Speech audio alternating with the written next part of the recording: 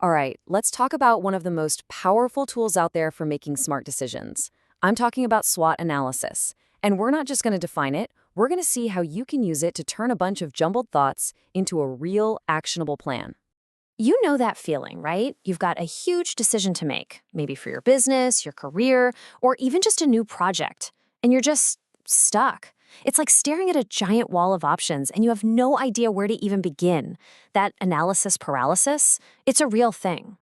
Yeah, everything feels kind of hazy. The risks are blurry, the opportunities feel all over the place, and you can't tell what's important and what's just noise. It's like trying to find your way through a super thick fog with zero visibility. But what if you had a compass? I mean, what if there was a simple tool that could just cut right through all that fog, help you organize your thoughts, and actually point you in the right direction? Well, good news, there is. So let's take a look at this map. It's called a SWOT analysis, and it's all about giving you the clarity and the confidence to make a move. Okay, so what is a SWOT analysis really? Well, at its core, it's a surprisingly simple framework. It just forces you to step back and look at a situation from 4 different angles: your strengths, your weaknesses, the opportunities that are out there, and the threats you need to watch out for. And this is the classic way to visualize it. Just think of it like a simple 2x2 grid. On one side, you've got the stuff that's internal, things you can actually control. On the other, you've got external stuff, the world outside your doors. Then you split it again between what's helpful and what's harmful. It's this simple structure that's the secret sauce here. It's what makes it so dang useful. All right, let's dive into these 4 quadrants. And honestly, the single most important thing to get your head around is the difference between what's in your control and, well, what is it? And here it is, laid out plain and simple. Strengths and weaknesses, those are internal. Think about your team, your brand reputation, the money you have in the bank. These are your things. Opportunities and threats, those are external. We're talking about market trends, new government rules, or what your biggest competitor just did. Seriously, if you nail this one distinction, you're already halfway to a great analysis. So you might be thinking, okay, I get it, but why should I do this? Because a good SWOT is so much more than just filling out a form. It makes you get real honest about where you stand. It gets everyone on your team on the same page, looking at the same picture. And crucially, it shows you exactly where you can go on the attack using your strengths and where you need to play defense to protect your weak spots. Okay, that's enough of the what and why. Let's get to the how. How do you actually do one of these things? Let's walk through a super practical 5-step guide. Okay, 5 steps. First, you got to define your scope. Are we looking at the entire company or just a new product launch? Be specific.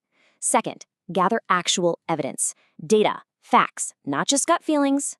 Then you start filling in the 4 boxes. But listen up, because step 4 is where the magic really happens. You analyze how the boxes connect with each other. And finally, step 5, you take those connections and turn them into a real, prioritized action plan. This is where the rubber meets the road. Let's check out a couple of real-world examples to see how this simple grid can become a legit guide for making big, strategic calls.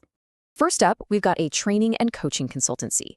They're doing well, but they're trying to figure out what's next. So they sit down to do a SWOT analysis. So here's what they came up with. For strengths, a killer reputation and tons of expertise. That's solid. But their weaknesses, they're way too reliant on the founder, and they have 0 digital products to sell. Now look outside. The big opportunity is the boom in online learning. But the threat? Bigger companies and new AI tools are coming for them. All of a sudden, the whole situation is crystal clear, isn't it? And here it is. This is that aha moment I was talking about. It's not just about the lists, it's about connecting the dots. They can use their strength, that deep expertise, to jump on the opportunity in digital learning. But their weakness, relying on the founder, makes the threat from competitors way sharier. Boom! The action plan basically writes itself. They have to build a digital product to scale their expertise. Okay, let's switch gears to a smaller, more specific decision. Imagine a cool local cafe. They're thinking about staying open in the evenings to host things like quiz nights or board game meetups. So, what's their situation? Well, their strengths are a super loyal customer base and a great location. Awesome. Weaknesses? They have 0 experience running things at night, not enough staff, and maybe even licensing issues. Outside the cafe, there's a real opportunity. People want places to hang out that aren't just bars, but the threats are real too. competition from pubs, neighbors complaining about noise, and the risk of messing up their awesome daytime vibe. And the big takeaway here is so interesting. The opportunity is huge, for sure, but their internal weaknesses make going all in right now super risky. See, the SWOT isn't screaming no, it's whispering, not yet. Be smart about this. The clear strategic move? Start small. Try a pilot program, maybe 1 or 2 nights a week.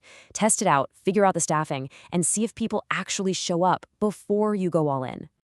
And that right there is the whole point. The analysis itself isn't the finish line, it's the starting block. It's all about figuring out your next move and then actually making it. This quote just nails it. A SWOT analysis isn't some magic crystal ball that tells you the future. It's a map of the terrain. It shows you the steep hills, the easy paths, and the dangerous cliffs, so you can be the one to choose the best route forward. So there you have it. You've got the compass, you've got the map. Now think about a decision that's on your plate right now, whether it's big or small. What's the terrain look like for you? What connections can you start making? The map is in your hands. The only question left is, where are you going to go first?